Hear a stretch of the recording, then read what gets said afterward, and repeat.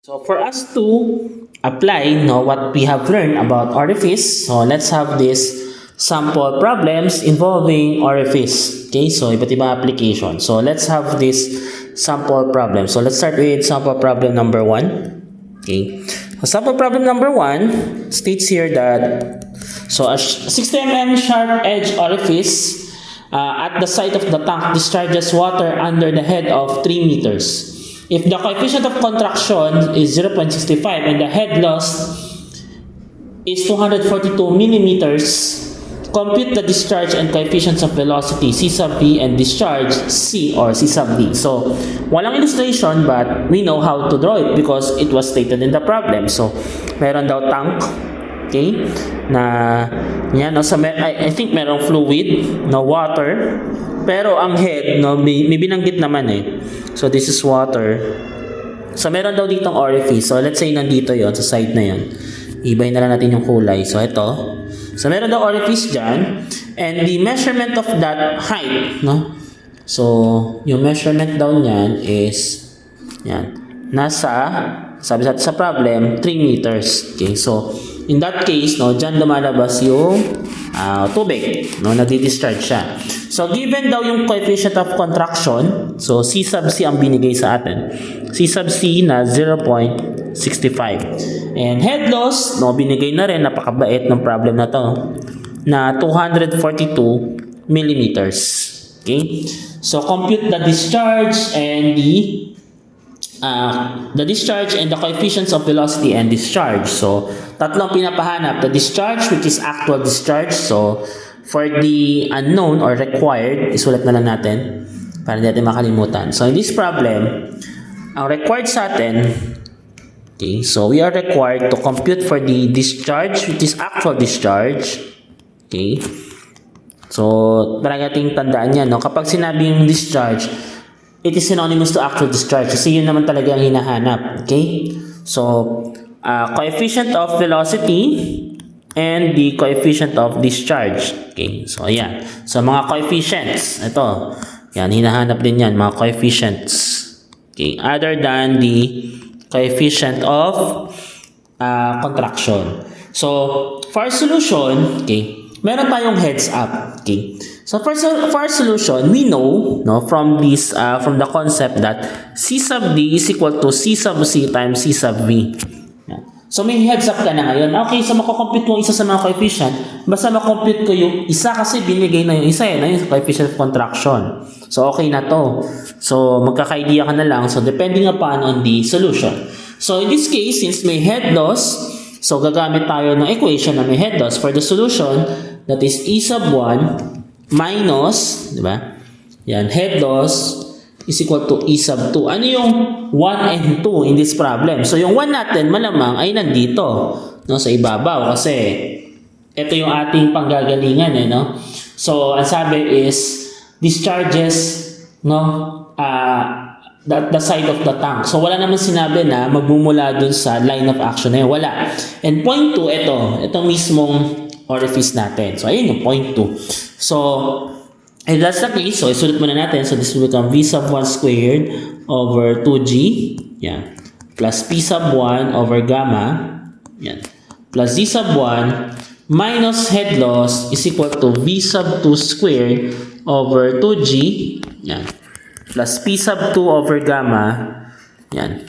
Plus Z sub 2. Since yung ating point 1 ay magagaling sa ibabaw ng ating fluid, so atmospheric condition, so wala na tong velocity, 0 yan. The presence of pressure is also 0. Kasi nga, wala nga di ba? So, exposed atmosphere. So, meron tayong Z, which is yung ating height difference. And then, head loss is meron binigay. So, if this is your datum, so kung magagaling tayo sa datum natin, so, depende kung saan tayo magbabasa, So, in this case, mukhang babasahin natin siya mula taas pababa kasi ganun tayo magbasa din ng pressure head, di ba? So, yung ating 3 meters dito is a positive 3 meters. Ito, so, ito ay 3 na positive. Positive. And then, we have meters yan. So, we have the head loss, binigay na. Itong velocity natin dito, meron, mag-exist yan. Etong pressure dito, I think since mawala na or nasa point na siya ng exposure to the atmosphere, so wala na. No, zero na din to, no? Zero na din yan. Okay? And then yung elevation, since dito natin yung pinakababa, zero na rin. Okay? So, ito na lang may iwan. So, in that case, may iwan na lang is 3 meters minus 0.242 meters is equal to V sub 2 squared over 2G. Yan. Yan na lang. So, since meron na tayong solution, yung V squared natin dito, take note, let's not forget that V sub 2 here is the actual velocity. Kasi nga, gumamit tayo ng with head loss equation. Okay? So, for actual. So, actual velocity yan. So, computing for the actual velocity, yan.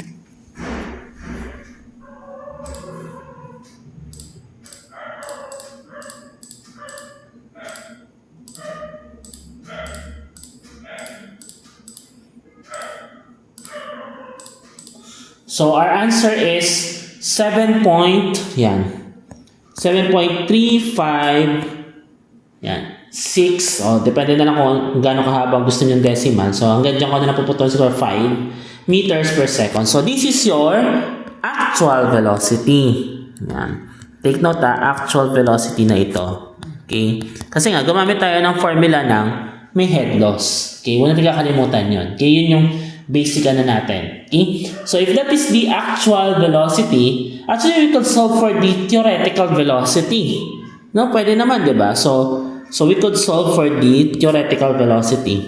So, solving for the theoretical.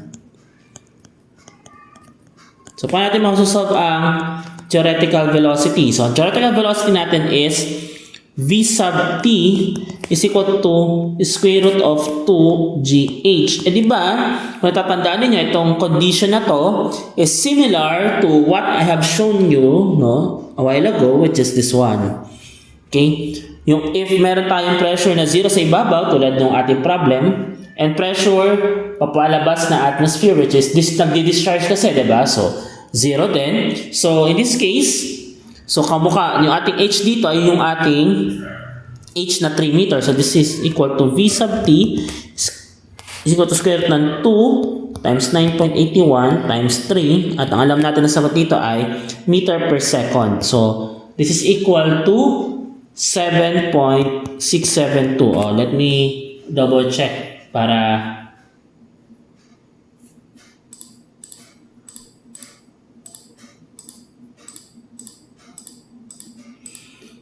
yan. So, 7.67203. Lagyan natin. Yan, meter per second. So, from this computation, di makakompute na natin ang theoretical, or should I say, coefficient of velocity. No? Una natin makakompute yun. Isa yun sa mga unknown natin, di ba? So, meron tayong tatlong unknown. So, actual discharge, coefficient of velocity, coefficient of discharge. So, makakompute na natin yung coefficient of velocity. Okay? So, pwede natin itong idiretso dito. So, naglagay tayo ng isa pang page. Yan. So, for the coefficient of velocity, so, una natin makakompute pala yun, no? So, number 2 na lang. So, coefficient of velocity, yan. So, makakompute na natin yung coefficient of velocity. So, by using C sub V is equal to actual velocity over theoretical velocity. Ano ba yung actual velocity natin? 7 point, eto. So, kunin natin to. So, this one. Okay. Yan. Tapos, divide natin sa, ano daw? Theoretical velocity. Ito, na-compute naman na isa. Yan. Okay. So, yan. No? Meron na tayong magiging solution. Di ba medyo mabilis lang?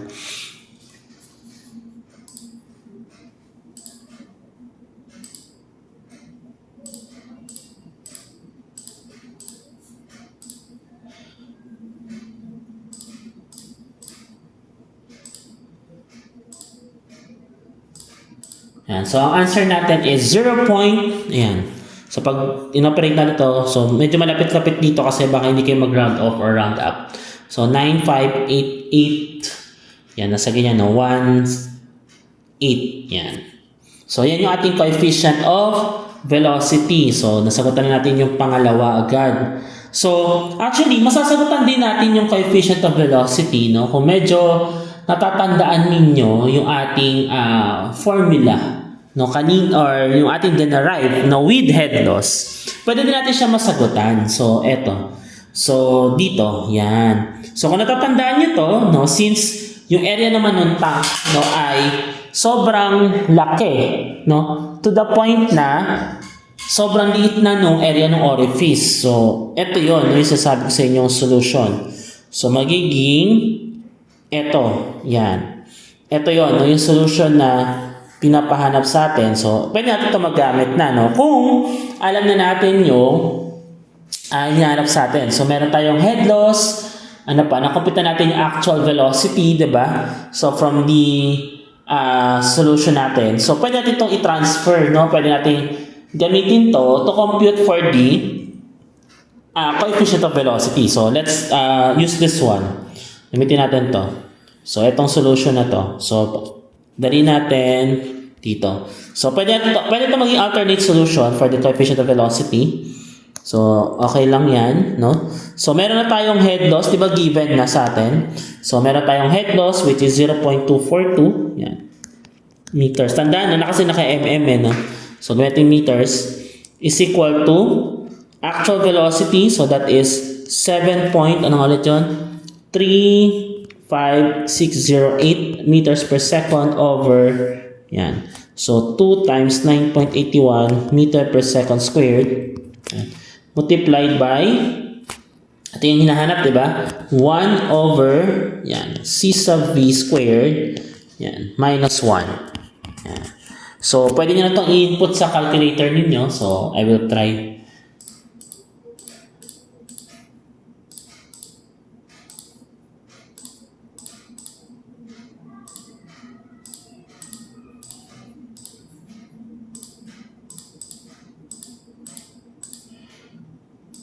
Yan. So, pag nag-shift solve pala kayo, no? So, make sure na mag-input kayo ng value kasi minsan, no, natatagalan yung mga calculators natin because of the iteration. So, in this case, okay, nag-shift solve kayo, okay, mag-input ng 0. So, since malapit naman yung sagot natin kanina sa 1, so ilagay nyo na lang 1 imbis na 0.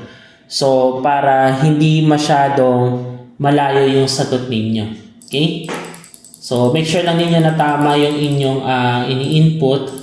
Okay? So, yan. So, ang lumabas, no, gamit yung etong formula na to, yung C sub V naman na lumabas dito is, sulat ko yung medyo mahaba-haba, 9, 5, yan, 8, 8, 1, 8, or 9, no? So, almost the same. So, yan, no, kung coefficient naman yan, so, up to 5 decimals, so medyo malayo-layo na yung difference niya, no? Kaya madalas na ginagamit ko is 4 decimal places kasi para medyo malayo na yung difference, no? So, ito medyo malayo-layo na rin kasi nga 5 decimal places na to or tens, hundreds, thousands, 10,000, 100,000, million, no? Parang gano'n, no? In pang-anim na pala to, no? Pang 6 decimal place na pala. So, medyo malayo. So, yun yung sagot. So, almost the same. Almost the same sila, no? Una natin ginamit, no? Kapag gumamit tayo, no? Etong formula na to versus dun sa head loss. So, same lang. Almost the same. Okay? So, since meron tayong coefficient, di makakompute na rin natin ang coefficient, ang ating coefficient of discharge. So, paano natin makakompute ng coefficient of discharge? So, mukhang yun yung number 3, no? Number 3 pinapahanap, no? Coefficient of discharge. Baliktad, no? Kasi nga, mas madali kapag kinompute mo muna yung mga coefficient before the actual, no? Yan. Coefficient of discharge. So, ang coefficient of discharge natin is C sub D is equal to C sub C times C sub V. May binigay ko naman na C sub C which is 0.65. So, multiply na lang natin doon, no? Sa natin, sa 0.65. Okay? So, that is 0.65. So, C sub D na lang. So, yan. 0.65 times. So, bahala na kayo kung anong gusto nyo. So, gagamitin ko yung unang kinompute, 958818. So, yung coefficient of discharge natin. So, again, hindi to yung exact, no? Kasi kung ilalatan ko diretso sa calculator at hindi ako nag-round off, round up, ay hindi ganyan. No? May maliit lang naman yung difference. Yan, 0.62. Yan, 3, 2, ina ba yan? 3? O yan, 3. So, ito yung coefficient of discharge natin. So, ngayon ang tanong, sir, anong pa natin makakompute yung discharge mismo? Actual discharge. Okay. So, may iba't iba tayong approach na pwedeng gawin. Okay? So, yung ating Q sub A. Pwede ito manggaling sa, yung ating Q sub A equals sa area ng ating jet or stream, okay, multiplied by the velocity actual. Okay? Or, pwede rin natin actual discharge ay equals sa coefficient of discharge multiplied by theoretical discharge. Ano ba yung theoretical discharge? Theoretical discharge is equal to A, yung area nung sa may tank, square root of, yan, 2G, yan, H, yan. O, yan yung ating, pwedeng maging solution. Okay. Yan, so, nandyan yung ating mga possible solution natin. Ngayon, tanong, sir, paano yun? May binigay bang value? Ano yung A na tinutukoy dyan? Yung A yan, yung inyong orifice, area ng orifice. Etong A na to kasi, so actually, masasolve naman natin no? So, yung A ninyo, ito, yan, para lang may idea kayo, no? Yung A na to is the area of jet or stream. So, ito na yung nakalabas na sa orifice. Pero itong A na to is the area of the orifice. So, either way, masasolve naman natin because we have the coefficient of contraction. Okay, tandaan, ang coefficient of contraction is equal to area ng stream or jet over the area ng inyong opening or ng orifice. So, either way, bahala kayo kung anong gusto nyo maging solution. Pero, for the sake of calculation na medyo mas mabilis ng konti, I think this number or this second line will be the better solution, no? Para mas mabilis nyo masolve, no? Kasi, nagpupunta pa kayo sa coefficient of contraction. So, ganun din naman, no? Wala namang problema doon. So, this will become, so C sub D, so, C sub D natin is nakampute 0.62323. Siguro may difference lang. Times the area ng orifice natin na pi multiplied by ano daw yung diameter. Sabi sa atin, diameter ng orifice, may binigay ba? 60 mm. Ayan, binigay, no? 60 mm. So, pi times 0.06 and meter squared over 4. Okay.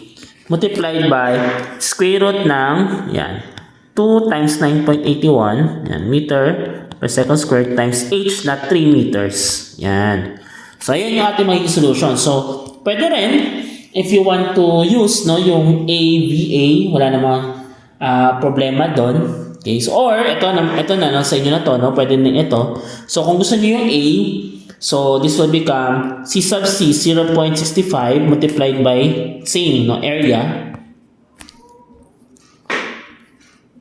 So, this is pi times 0.06 meter square over 4 times the actual naman na velocity. Ano ba yung actual velocity natin? So, ito yung 7.35608. Ayan. 7.35608. Actually, yung etong isa na-compute na natin yan no? So, either of the two will give you an answer. So, sige, i-solve natin.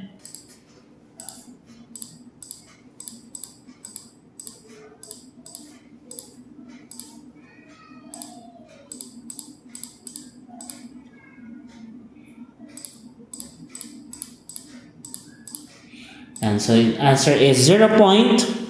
Q sub A is 0.0135,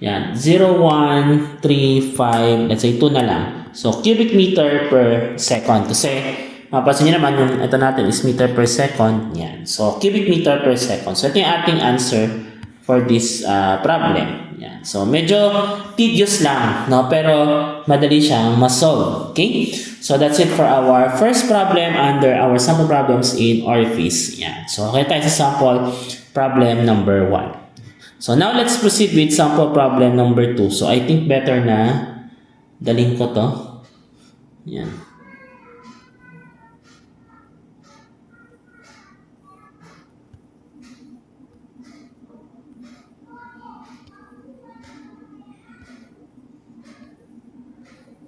Yan. So, okay tayo sa sample problem number 1. Now, let's proceed with sample problem number 2. Okay. So, an open cylindrical tank, okay, 2.5 meters in height. Okay. So, ayan, nandiyan na nakadrawing na. And in diameter, 2.5 meters in diameter, 6 meters tall, as 1 meter of glycerin. Nakalagay na rin sa illustration, may specific gravity na 1.5, 2.5 meters of water, and 1.5 meters of oil na may specific gravity na 0.82. Determine the discharge through the 125 mm diameter located at the bottom of the tank. Sabihin yung orifice, no? So, assume coefficient of discharge na 0.65 na lang kasi ito yun, no? So, ito 5. 0.65. Yan. So sample problem number 2. Okay. So, ang concern natin dito ay tatlo yung klase ng fluid. So, tulad ng kanina nabanggit natin, so meron tayong variation approach na huwag natin kakalimutan. So, kung magkakaiba yung fluid, yan, parang ganito, no? Pero yung kanina kasi, eto kasi ay may pressure. So, wala nga lang presence of pressure. Pero, tuloy-tuloy yung kanilang tatlong yung layers of liquid nila. So, anong gagamitin natin? Yung concept nito. Okay? So, balik tayo dun sa mismong problem.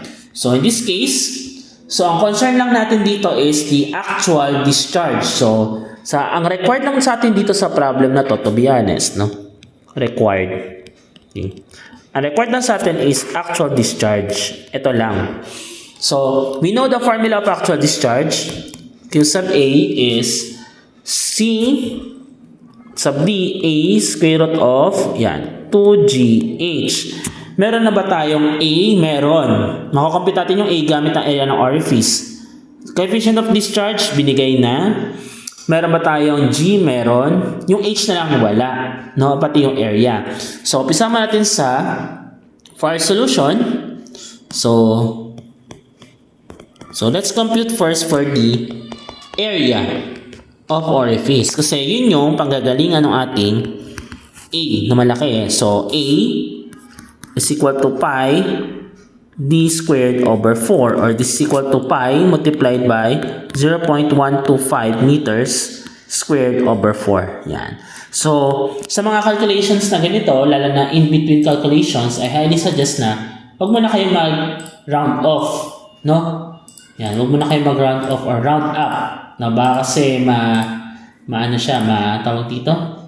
Maputol, no? Or kung gusto niyo naman, no, damihan niyo lang yung decimal places. That will be the safest, no? Or i-store niyo na lang sa inyong calculator. In this case, yung lalabas dito is 0.0122, yan, 718. Lagyan pa ng isa pa, 5. Yan, kasi 4, 6 no?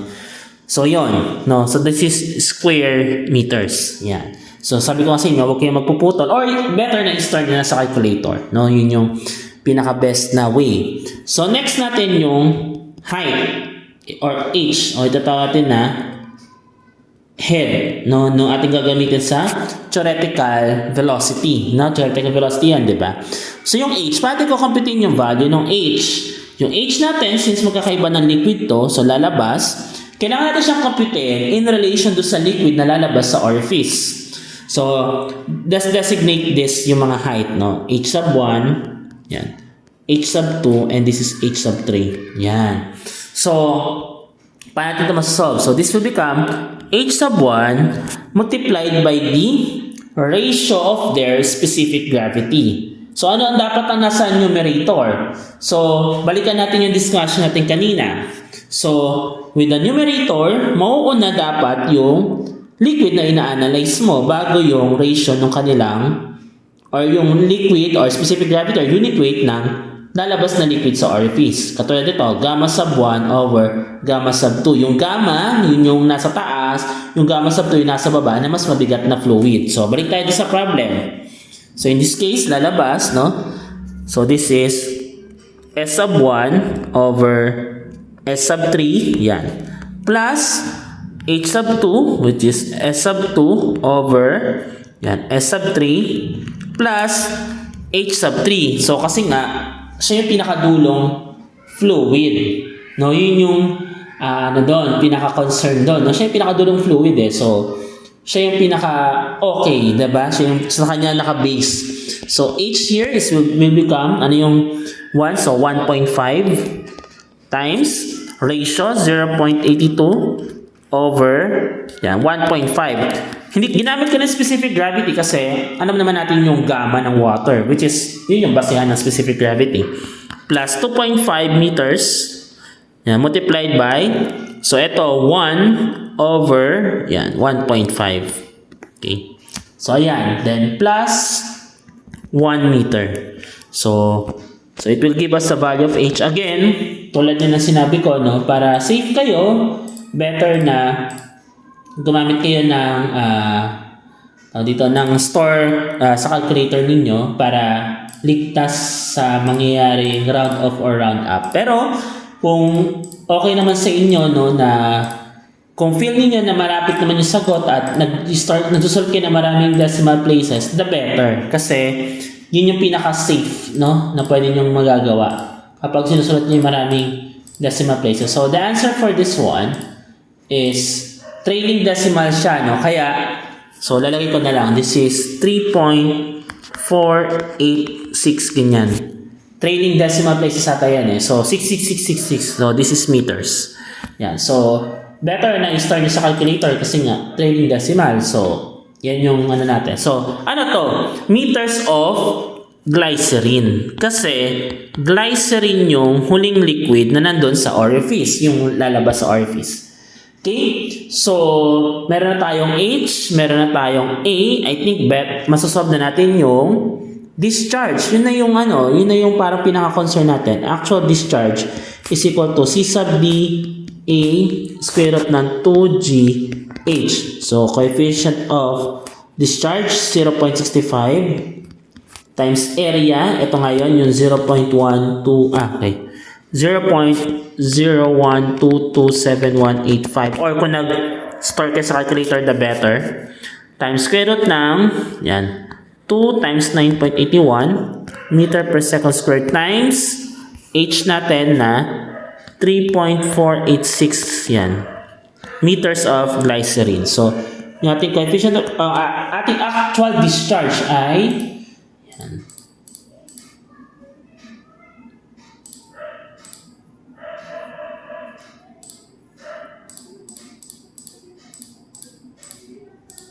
Yan, yung actual discharge natin, okay, ay equal sa, medyo maliit, no? Kasi maliit lang naman yung orifice. So, this is 0.06, yan, 59, ano ba, 7, o yan, 7, lagay na natin, 5, yan, cubic meter per second, or yun nga, kung medyo gagawin lang 3 decimal places yan, 0.066, ay, nabura. 0.065975 cubic meter per second. So, that is for the answer ng ating actual discharge. Again, when we talk about discharge, no, kasi yun yung hinahanap, no, ang pinag-uusapan lagi natin is actual discharge. Okay, so, ayun yung ating answer for sample problem number 2. Now, let's move with sample problem number 3. So, a 75 mm diameter orifice discharges 23.45 liters per second of liquid under the head of 2.86 meters. The diameter of the jet at the vena contracta is found by calipering to be 67.33 millimeters. Calculate the three orifice coefficients. So sa problem na to, binigyan tayo ng scenario wherein ma-apply natin yung concept ng vena contracta. Okay? So, let's go back a little bit of what we call dito coefficient of contraction. That is the area of the stream or jet over the area of the opening of the orifice. So, in that case, kung circular yung ating section ng ating orifice, since nakalagay naman is diameter, so if we use the concept of having a diameter D na maliit, okay, so D na maliit is the diameter of the jet, and yung D na malaki is diameter of the orifice. Yan, so by simplification, so this will become pi D squared over 4 over yan, pi malaking D squared over 4. So simplifying this one, so this will become D squared over na maliit over D squared. So pwedeng dyan, no, yung ating coefficient of contraction given na ito ay dapat ay in circular section. Okay, circular cross section yung ating susundan. Okay, ngayon kung hindi siya circular, of course magkaiba yung kanyang area. Okay, so dito sa problem na to, no, binigyan tayo ng, ang given sa atin is we have been given to be yung diameter. Okay, so given sa problem na to, diameter of the vena contracta, which is to be 67.33 millimeters. So diameter ng ating orifice 75 millimeters. So from here, makakompute na natin yung ating coefficient of contraction. So, isa yun hinap kasi ang pinapap sa atin 3 orifice coefficient. So, makakompute na natin yung coefficient of contraction. So, this will become, so C sub C is equal to D squared over yan, D squared. So, kahit in millimeters, okay lang dahil makakancel out naman yung unit. Okay. Over 75 squared.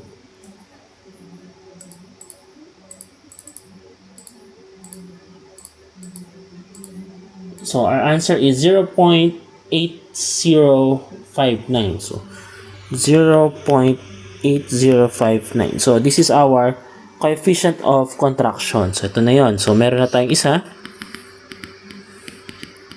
Okay, so tatlo yung pinapahanap sa atin. So next, so given naman sa atin, so from this situation, given naman no, kapag orifice, binigyan naman tayo ng discharge ng ating orifice. Okay? So, this discharge is an actual discharge. Sabi sa atin is 23.45 liters per second. So, alam naman natin yan i-convert. So, kapag liters per second, 1,000 liters, 1 cubic meter. So, i-divide lang natin yon. So, madali na sa ating mag-compute. Or, pwede rin naman, kahit hindi na natin siya ma-compute, so, babaliktad naman. So, yung makakompute naman natin na theoretical discharge, in that case, kasi mukhang hindi natin din alam yon. So, yun naman na i-convert natin to liters per second dahil pares na naman sila ng unit. So, in this case, let's compute for the theoretical discharge. So, hanapin natin yung yan, theoretical discharge. Yan. So, for theoretical discharge, Q sub T, okay, Q sub T is equal to, that is, A square root of, yan, 2GH. So, yan ang ating theoretical discharge. So, meron tayong A, area ng orifice. So, we have the H, no, given, yung head na binigay sa atin is 2.86 meters. So, theoretical discharge is equal to, so pi multiplied by 0.075 and squared over 4 times the square root ng yan, 2GH. So, that's 2 times 9.81 meter per second squared times 2.86 meters. Yan. So, yung ating theoretical discharge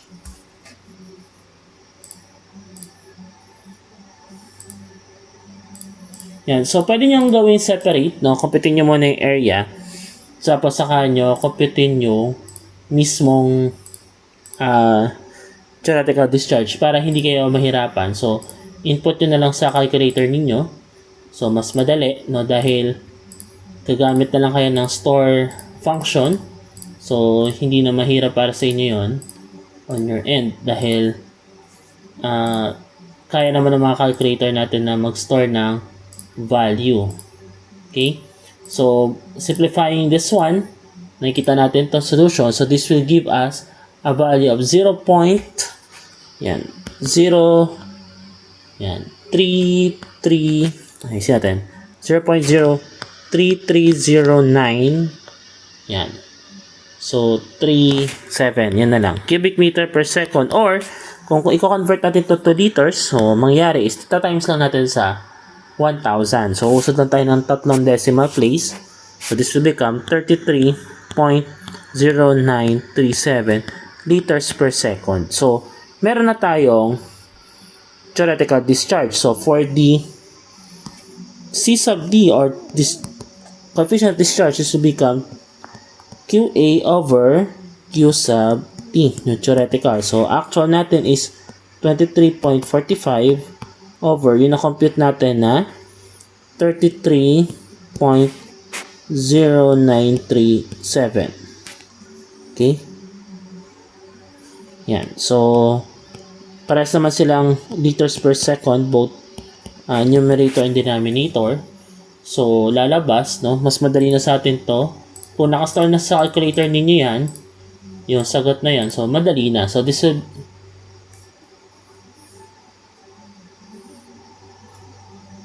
so this will give us a value of 0.07, 0.708, yan, 59, okay, and so on. So, yan yung ating coefficient of discharge. So, medyo hindi ganun kalaki, no? Kasi nga naman ang layo nung ating masyado dun sa theoretical, dun yung actual natin, 23, no? Less 10 liters per second. So, from this, madali na natin makakompute ang coefficient of velocity. Paano? So, by using the concept ng C sub D is equal to C sub V times C sub C. So, therefore, C sub V is equal to C sub D over C sub C, or this is equal to yan, 0.708 yan, 859, ganyan na lang, over the 0.8059. Okay. So, di-divide lang natin to sa coefficient of contraction, yung coefficient of discharge. So, it will give us the answer of around 0.879. So, 0.8792, no? 926. Yan. So, this is your coefficient of velocity. Yan. So, para mas madali, no? Hindi na tayo mahirapan na gumamit no formula ng may head loss kasi wala namang binanggit, no? Ang binanggit lang sa atin, condition ng vena contracta. Okay? So, that is for our sample problem number 3. So, next, let's answer this.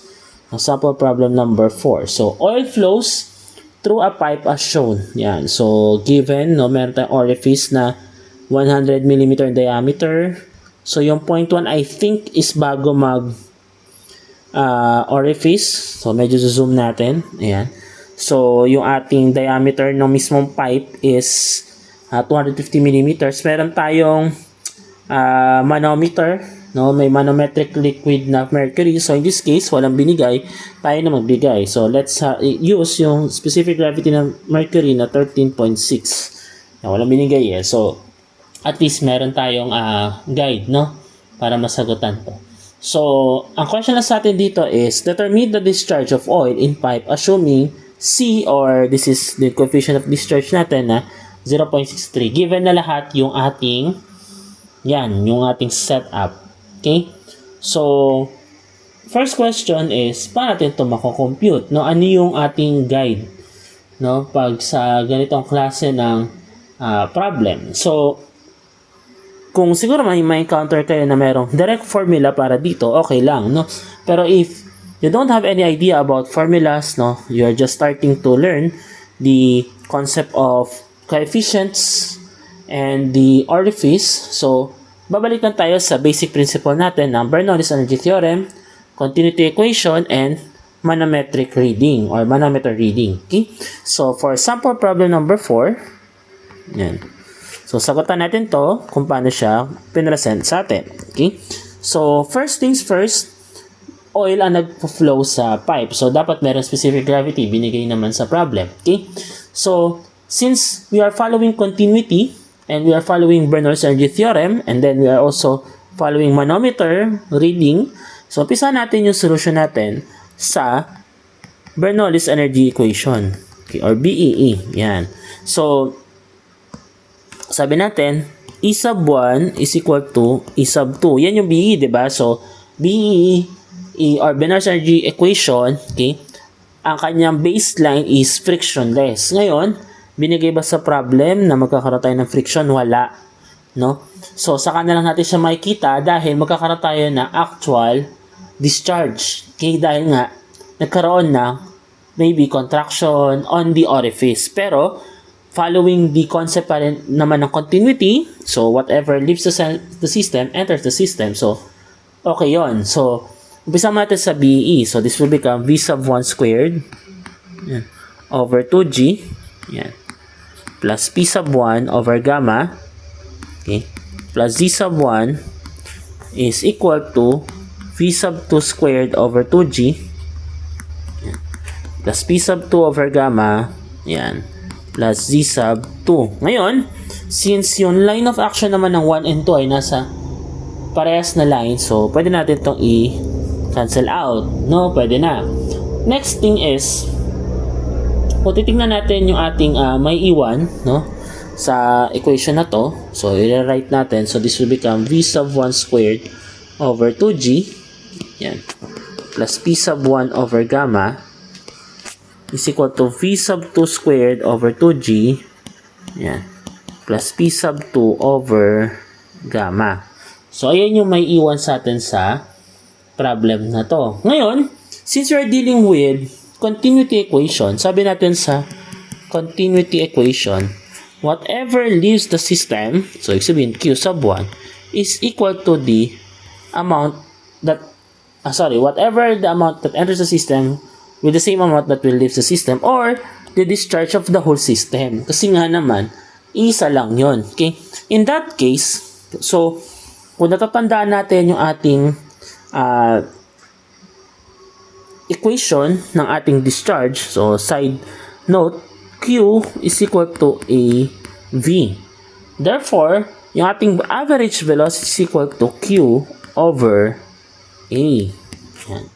So, ano ang indication nito? So, if that's the case, pwede ba natin sabihin na kung circular yung ating pinag-uusapan, yung area natin ay naka-pi d squared over 4.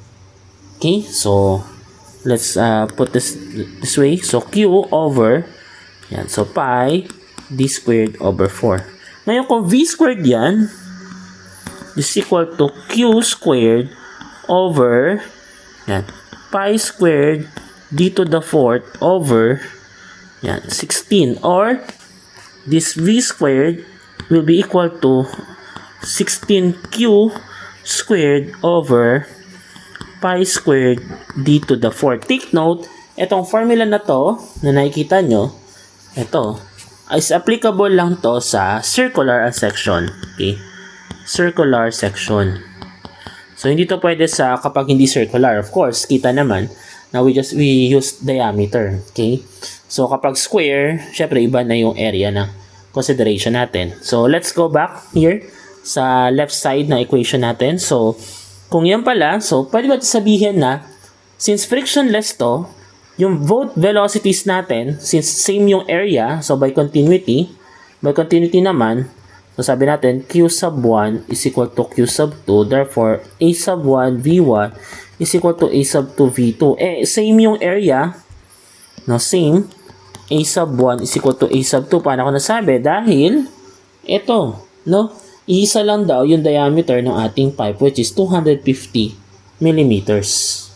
So, yung point 2 nasa labas naman ng ating orifice, hindi naman siya within the orifice.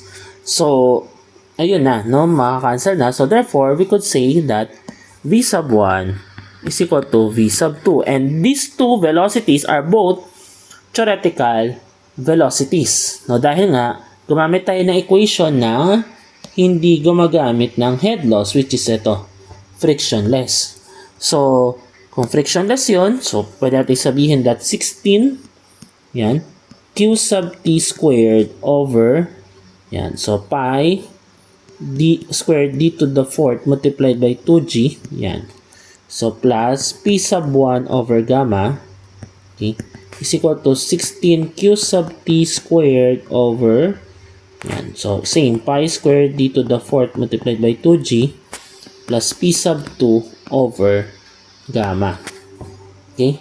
So, hopefully, nasundan ninyo yung takbo ng solution. So, simplifying this one, so, ipagsasamahin natin both sides. So, mangyayari is, kapag nilipat ko sa kabilang side ng equation, no, either one of those two, so, magkakaroon tayo ng assumption ng difference ng pressure head. Pero in this case, dahil mukhang yung Q sub, yung ating isang diameter, which is yung 0.1, no? So, kanina sinabi ko, di ba iisa lang yung area nila? So, iisa yung magiging area, ratio ng area, pa nandito na, no? Sa 0.2 na to. Pero, bago lumabas doon, so, nasa 0.1, no? Yung kanyang diameter. Nevertheless, kung ano man yung maging diameter niya, okay? So, kapag parehas sa parehas, walang pressure difference, di ba? So, ganito ang assumption natin.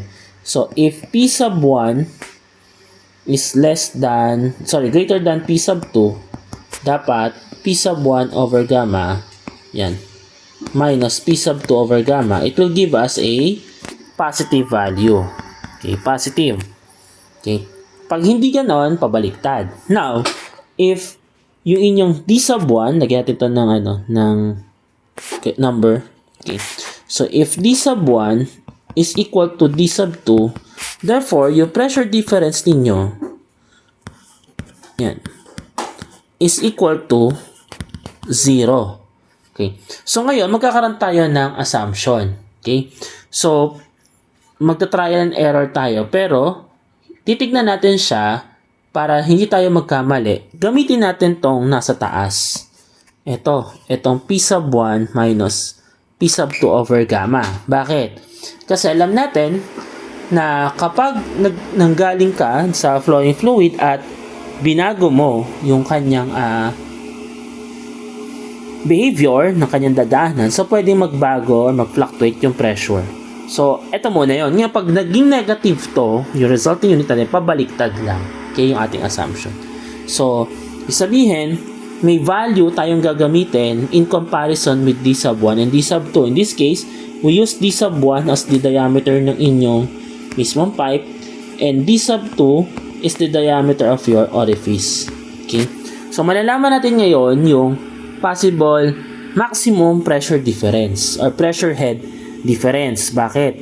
Kasi gagamitin natin yung diameter na pwedeng dumaan dun sa inyong orifice. And at the same time, kung mapapansin nyo rin, meron tayong manometer reading. So, kung meron tayong manometer reading, nag-expect ka, okay, this indicates or this strongly suggests na meron tayong pressure head difference. Okay? So, pressure head difference exists. So, meron tayong mako-compute, no? So, kaya nag-a-assume tayo ng difference in pressure head. So, ito muna yung gagamitin natin. So, simplifying this term, so, lalabas to. So, I guess, ang gagawin ko, ililipat ko yung P sub 2 sa kabila. So, ganito mangyayari, no? 16 Q sub T squared, or gawin na natin 8, kasi, mas simplify naman. So, this will become 8 Q sub T squared over, yan, so pi squared, yan, G times, ito, yung D sub 2 natin is 0.1, yan, squared, or 100, no? Then, minus 8Q sub T squared over, yan, pi squared, G, 0.25, yan, squared. Okay? So, equal siya sa P sub 1 over gamma minus P sub 2 over gamma. Again, kung pag itong itong ibobox ko ng purple, kapag ito ay naging positive, tama yung ating assumption. Kapag ito ay negative, pabaliktad. P sub 2 is greater than P sub 1. Okay? So, simplify natin to. Itong equation na to in terms of Q sub T squared.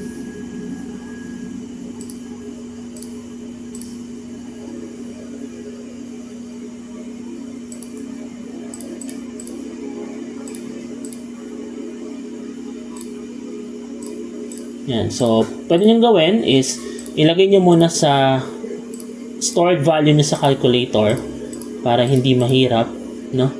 Yung pag-compute ninyo. So, tapos saka nyo siya i-input, no, ng dire-diretso sa inyong calculator.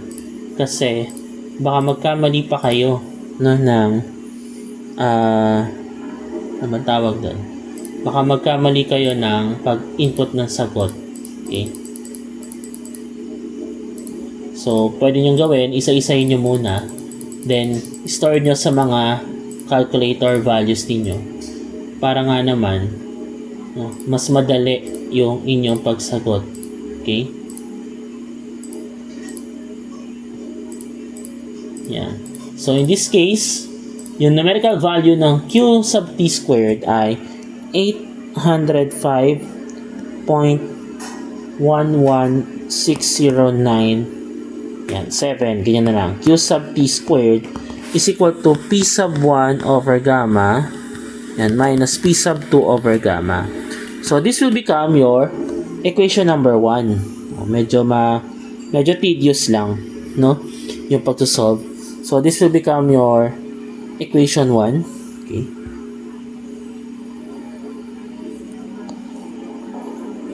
So, equation 1 mo tong ito na-solve natin. So, equation 1. So, equation 1 nito, so, saan magagaling yung equation 2? Yung equation 2 naman, magagaling sa manometer reading. Okay? So, let's add another page here. Yan.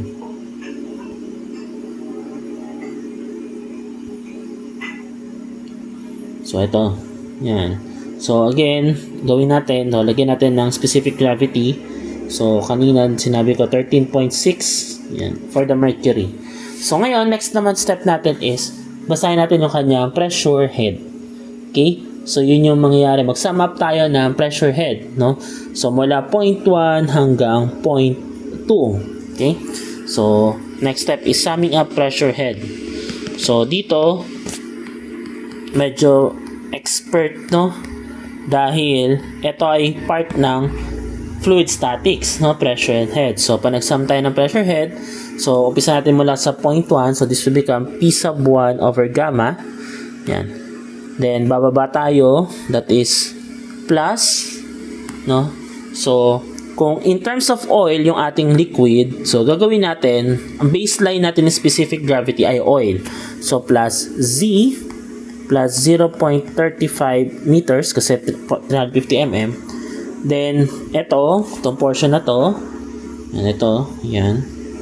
So, ito, wala na, no, kasi maka-cancel out na yan. Then, may iwan na lang is mercury, no. May iwan ay mercury. So, mercury natin is 350 mm, so, minus, yan. So, mercury is 350 mm, pero, yan, or 0.35 meters, pero kailangan i-multiply mo siya sa governing liquid mo, which is oil. So, paano yun? Yung ratio ng kanilang specific gravity. So, 13.6 over 0. Ano ba binigay sa atin dito? 91. So, 91. Okay. Then, aangat ulit, minus, yun. So, oil ulit, Z. Yan. Is equal to P sub 2 over yan, gamma. So, in this case, yan, kita kagad na wala na to. No? So, may iwan na lang sa atin is P sub 1 minus P sub 2. Tignan natin ngayon kung it will give us a positive value. Dahil dito, sa summing up pressure head, makikita natin kung positive or negative. Pag hindi, pabaliktad tayo na assumption. This is equal to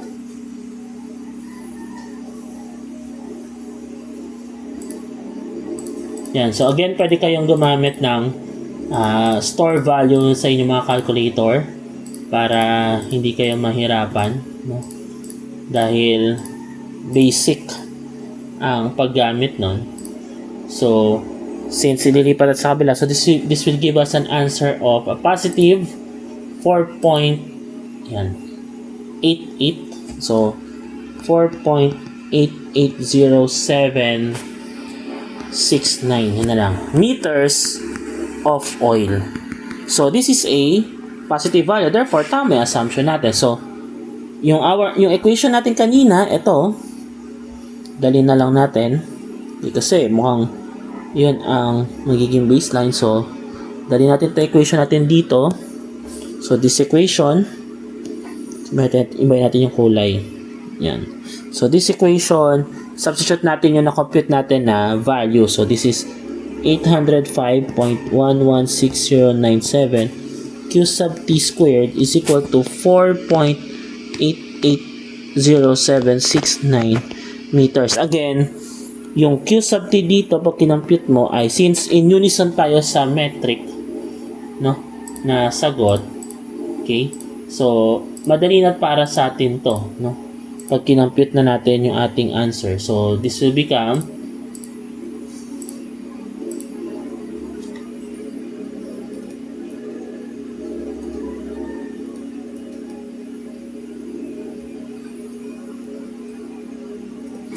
and then huwag kalimutan may square root yon. So it will give us an answer of 0.00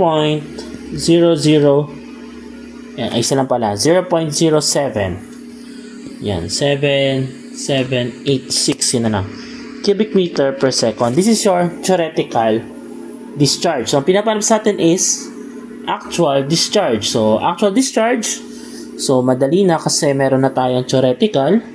So actual discharge is computed using yung ating equation, no? Actual discharge is C sub D or C multiplied by theoretical discharge. So actual discharge is equal to, ano yung sa atin, 0.63 multiplied by 0.07786. Yeah. So and it will give us a value of around 0.04. Yan. So 0.049 and 0.52 cubic meter per second. Ngayon, since maliit ito, madalas, no, ginagawa tong liters per second, no, para mas madaling ma-quantify. Lalo na kapag laboratory siya, no, gumagamit tayo ng mga graduated cylinder. So it will give us a value of 49.052 liters per second. Okay, so ito yung ating sagot for the discharge ng ating setup. Okay, so that's it for our problem number 3. So yung problem number 4, I will give it to you, no, as your practice problem. You can pause this video, no, para ma-screen record nyo, screenshot niyo, then you may answer this problem on your own. So ang problem na to is madalas nangyayari sa mga turbine, no, or yung pinanggagalingan ng ating hangin, let's say sa mga vent, no, since fluid na ginamit ay air. So ayan na, no, given yung air natin na properties, meron tayong weight, no, or in this case this W here is a unit weight. So unit weight ng air. Ano pa ba mga binigay dyan sa problem na yan? So, binigay unit weight ng air, yung oil, yung ating manometer liquid, and then we have this point, no, na nasa tube or piezometer. So, dito sa problem na to, no, mukhang meron tayong mga properties na babalik-balikan, no, katulad ng ating tinatawag na stagnation point. So in this case, no, since nalala niyo yung nagpo-flow, 'di ba? Kapag velocity, kapag nagkaroon ng pag-bend at nilagyan mo ng piezometer manometer, katulad nitong nasa point 1, yan. So you may pause this video so para i-analyze mo na, then answer it as your practice problem. Okay, so yung point 1 dyan, magiging stagnation point because nagkaroon ng bend, no, sa analysis. Pero yung kanilang elevation ay sa isang datum, so using Bernoulli's energy equation, madali na natin siyang masosolve. Okay? So may friction ba? Walang sinabi. So nakalagay pa dito, neglecting head loss. So wala talaga. So you are just using theoretical flow equation at it will give you theoretical values or relationships ng mga energy head. Okay? So this is for you to answer as a practice problem. Okay?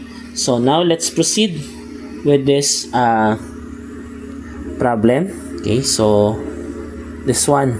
So eto. Sagutan pati yung number 6 sa inyo na since may concept ng stagnation point. Ang sasagutan natin ay yung problem number 7. So number 5 and 6 you may pause this also, no, kung nanonood kayo ng lecture. So you may pause this for a while. So merong water dito, sinabi na may stagnation point, medyo mabait yung problem. Na-identify niya na, pina-identify niya na yung stagnation point para hindi na daw kayo mahirapan. So ano pa ba yung mga concern dyan? So sinabi na ng stagnation point, ano pa ba? So binanggit na rin yung pitot static tube, no? So application to, no, ng tawag dito ng ating orifice, no? Same approach kasi yung kanina sa number 5, no? So gumagamit din siya ng tube, no? In this case, ano siya, no? Pitot tube. So application to, so pwede nyong, hindi natin siya sasagutan, it will be a practice problem. So we will discuss this, no? We will try to answer this, but you could answer it, no, on your own as a practice problem. So ganun din yung number 5. Okay, and I think this will be number 5 and 6. Okay, so gamit sila ng pitot static tube. So may properties to, so hindi na naman natin sasagutan. So you may pause this, no, and you could answer it, no, if you already know. But if not, ayos lang dahil sasagutan ulit natin to for our discussion on pitot tube and pitot static tube. Okay, so we will answer problem number 7 kasi sa problem number 7 gumamit din siya ng sharp crested orifice. So medyo familiar, looks fam sa inyo. So basahin natin yung problem. Nakalagay dito na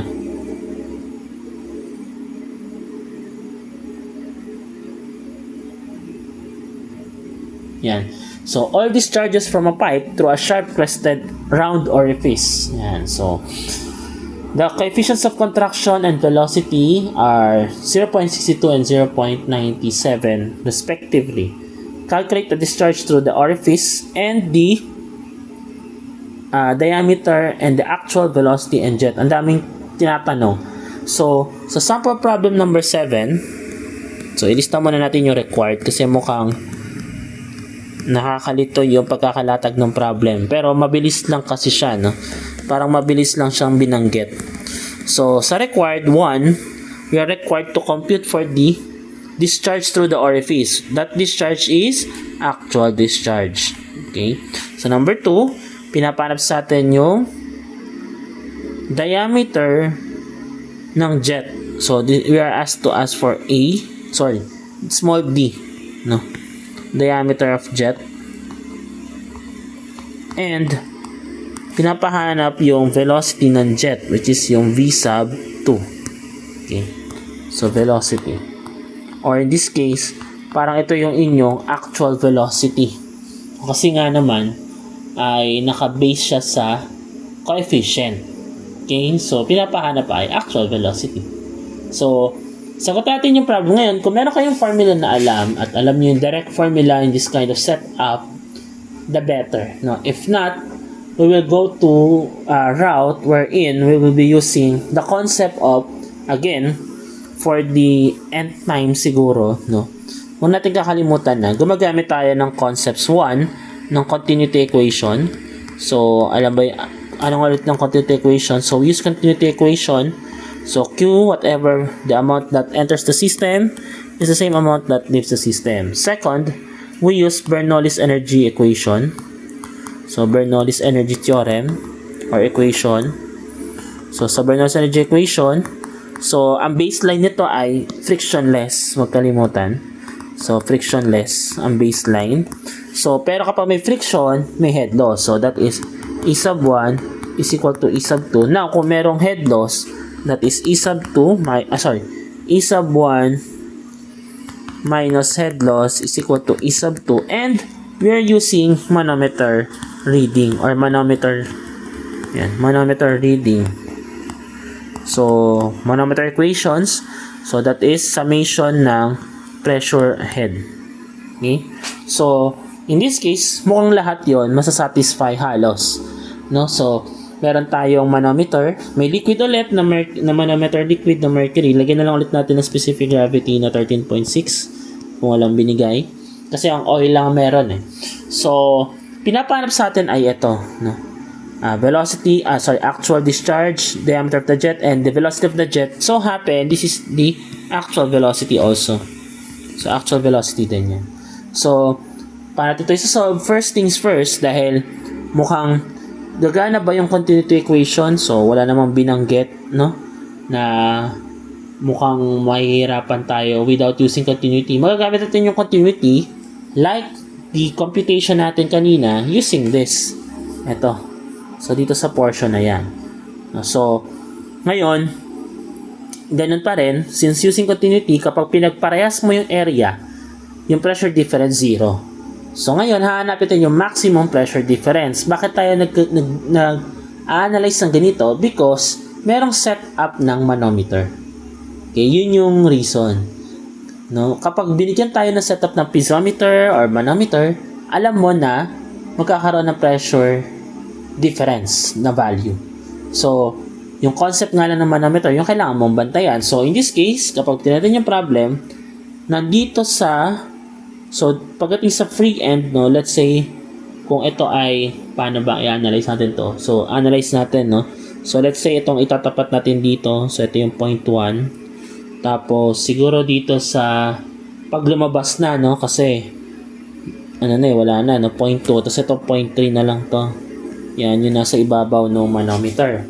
So, ngayon, since kompleto na tayo ng given, medyo light lang natin yung color. Yan.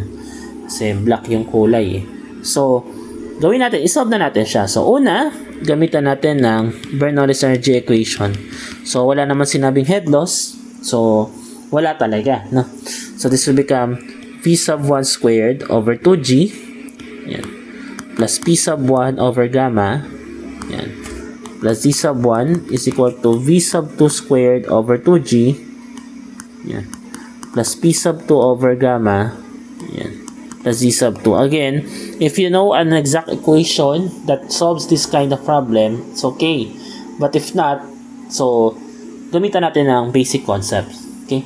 So, dito, mapapansin natin na same line of action yung elevations natin. So, wala na to. Yan. Ano pa? May pressure head difference. So, hindi pwedeng wala. So, gagamitan natin ngayon ng concept ng theoretical discharge. So, in this case, this will become 8 Q sub T squared over, yan. This is pi squared GD to the fourth. So, GD sub 1 to the fourth plus P sub 1 over gamma. Yan. Is equal to 8Q sub T squared over, yan, pi squared GD to the fourth, yung sub 2. Yung nasa paglabas ng orifice or sa orifice mismo.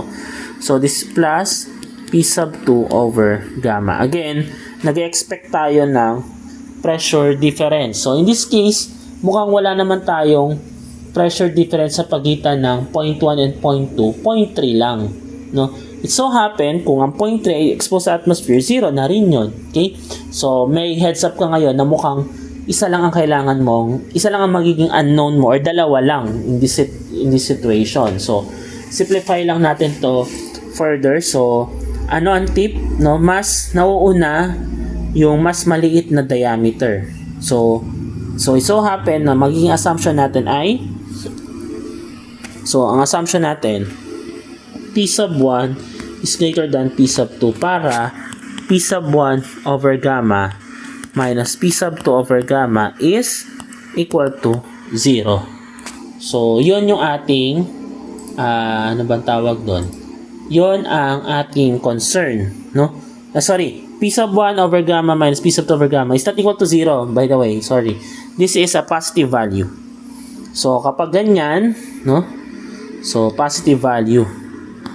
Yan. So, yan yung ating assumption, no? Ngayon, kung yan yung assumption natin, ayusin natin to in such a way na magbibigay sa atin ng positive value. So, i-arrange natin. So, this will become 8q sub t squared over, so, mangyayari is, itong pangalawang 8q sub t squared over pi squared gt to the fourth, yun ang uunahin natin. So, times, ano ba yung pangalawa? 0.075 to the fourth. Yan.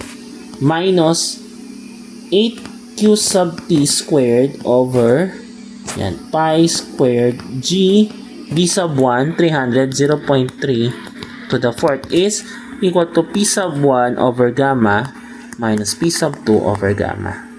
Yan. So, ngayon, isa sa mga properties ng orifice, no, kapag tinitignan natin to is since hindi naman siya tinamaan ng manometer reading natin at exposed siya sa atmosphere, lalabas na. Yung ating P sub 2 over gamma is 0. Okay?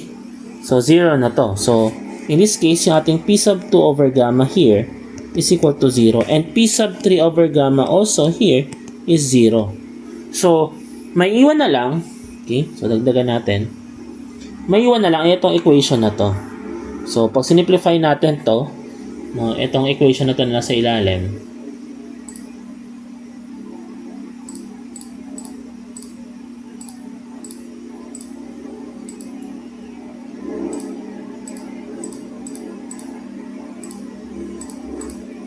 yan. So, pwede nyo gawin nga is, i-simplify nyo muna yung mga maraming variable. Saka nyo ipindot sa calculator by using your store value. Pero kung kaya ng mga calculators ninyo yung mahaba na equation, kasi mukhang hindi lahat, no? Hindi lahat kaya yung mahabang equation eh. Magkakaroon ng ng error sa pagta-type, no? So, pwede rin naman na isa-isahin nyo muna. Pero kung kaya, idiretso, edi okay lang. So, this will become, pag simplify natin to, okay, if we simplify, this will become 2601.215875 q sub t squared is equal to p sub 1 over gamma. So, this is your equation 1. Ngayon, wala tayong equation, meron tayong equation 1, dalawang unknown. So, may isa pa tayong dapat gagamitin. So, yun yung manometer reading. So, dito tayo magkukuha sa manometer. So, walang nakalagay na distance dito, no? So, i-dictate na lang natin, no? Kasi wala rin. So, ilagay na lang natin siguro. So, distance from this point, yan, up to this point, 750 millimeters. Yan. Wala kasi nakalagay. So, 750 millimeters. So, 750. So, mangyayari is, so, by manometer reading, so, manometer reading,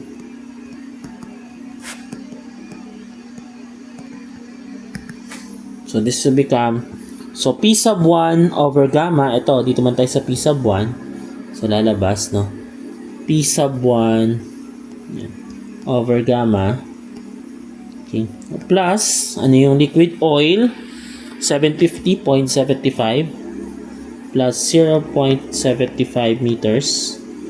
Then, bababa, 0.18 meters pero mercury. So, minus 0.18 meters pero mercury, that is 13.6 over yung specific gravity ng oil, which is 0.85. Yan. Equal to 0. So, dapat to positive, no? Kasi kung hindi, pabaliktad, no? Pabaliktad lang yung ating sign convention. So, medyo madali lang, no? Tandaan, no? Kung kapag nagbasa kayo ng manometer, make sure lang na yung inyong reading ay naka-base dun sa base fluid. What do I mean is, kung gumamit kayo ng oil, in this case, kailangan oil yung base fluid ninyo. Kung water yon, kaya naging, lang, no? Times lang doon sa specific gravity kasi nga, water. So, in this case, equal to sa 2.13 meters of oil. So, substitute natin doon sa equation natin, ito. So, pag kinuha natin itong equation na to, so, this is 2601.215875 Q sub T squared is equal to 2.13. So, Q sub T natin, yan. So, medyo madali na para sa atin. Yan. So,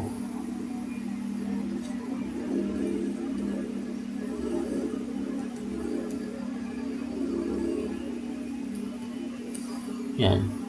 So, wag nang kalimutan na ito ay naka-square root pa. No, pag kina-compute niyo 'yon, no, so naka-squared. So, it will give us, okay,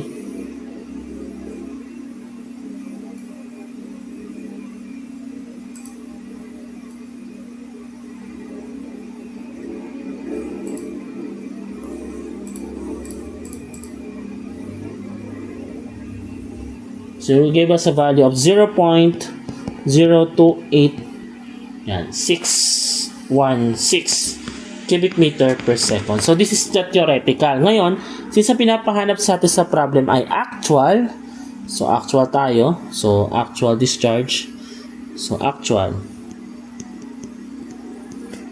discharge. So, binigyan naman tayo ng C or C sub D. In this case, ang binigay ba sa atin ay, ayun, coefficient of contraction and velocity. Walang binigay. So, para sa actual discharge, computein natin. So, yan. So, sa C natin or C sub D is equal to C sub C times C sub V, binigay is coefficient of contraction 0.62 and 0.97. 0.62 times 0.97. Ito yung ating coefficient of discharge, no? So, again, pwede kayong mag-store na lang sa calculator niyo ng mga values kung duda kayo na mag-round off or mag-round off ng malaki. No, yun yung mga the usual tips, no? So, for the discharge actual, that is C sub D times theoretical. So, substitute na lang natin to. This is 0.6014 multiplied by 0.02816 cubic meter per second. So, paliliitin pa natin lalo pala yung ating discharge. So, delete pa siya lalo, no? Kasi 0.028 na, tapos imumultiply mo pa ng 0.6, no? So, wala nang natira dyan, no? Ang discharge na lang natin sa actual 0.01721 cubic meter per second, or kung liters yan, nasa 17 liters per second na lang. Okay, wala namang binanggit sa problem eh. Basta sabi lang, discharge. So, in this case, gamitin naman natin cubic meter per second. So, ito yung actual discharge. So, next natin, pinapanap sa atin ay, so, okay tayo dito, diameter of the jet. So, ano ang concern natin sa diameter of the jet? So, meron naman na tayong coefficient, or should I say, meron naman tayong binigay. I think the problem ay hindi naman nagkulang. No? So, kung circular naman to, so, hanapin naman sa atin ay diameter of the jet. So, diameter of jet, which is yung small letter D. Diba? So, gamit yung ating coefficient of contraction, that is D squared over D squared, na malaki. So, take note, ito ay ginagamit lang natin kapag circular section lang. Okay? So, circular yung section natin ng orifice. So in this case, no, ano ba yung area ng orifice natin? So, nakalagay dito, 75 mm. So gawin natin, so binigyan tayo ng coefficient of contraction, 0.62, 0.62 is equal to D squared over, yan. So, 75 squared. Okay. So, it will give us the value ng D.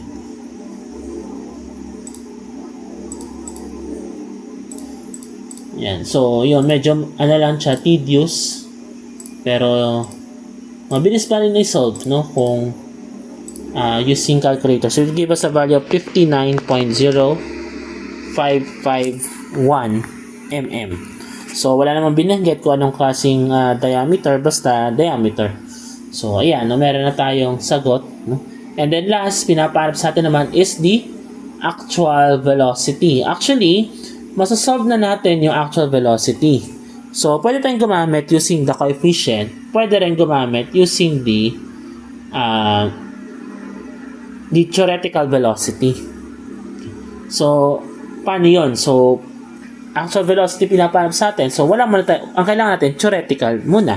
So, actual velocity. So, actual velocity is v sub a. So, pero kailangan natin, manggagaling yun dito. So, c sub v is equal to v sub a over v sub t, or this is yan, v sub a is c sub v sub t.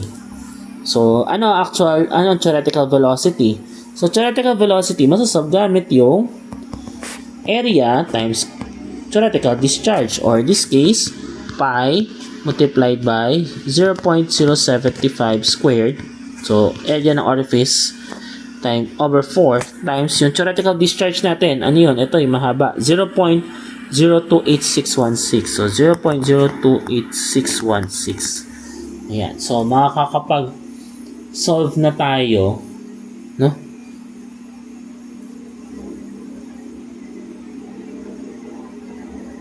Ay, Q over A pala to. Q over A. So, i-rearrange na lang natin.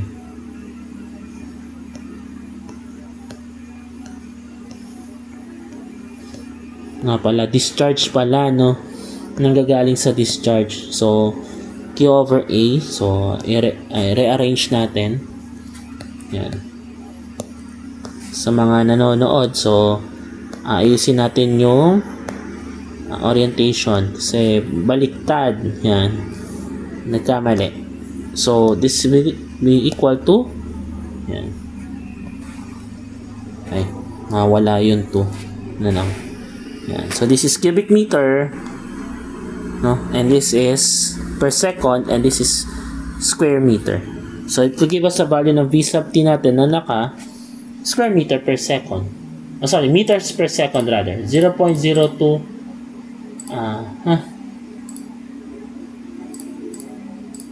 Yan. So, divide lang natin sa area ng ating orifice. Yung orifice natin medyo manipis lang or maliit, no? 75 millimeters. So, velocity na ito medyo mabilis-bilis. 6.7 or 6.477. 477 3 ganyan na lang. Meters per second.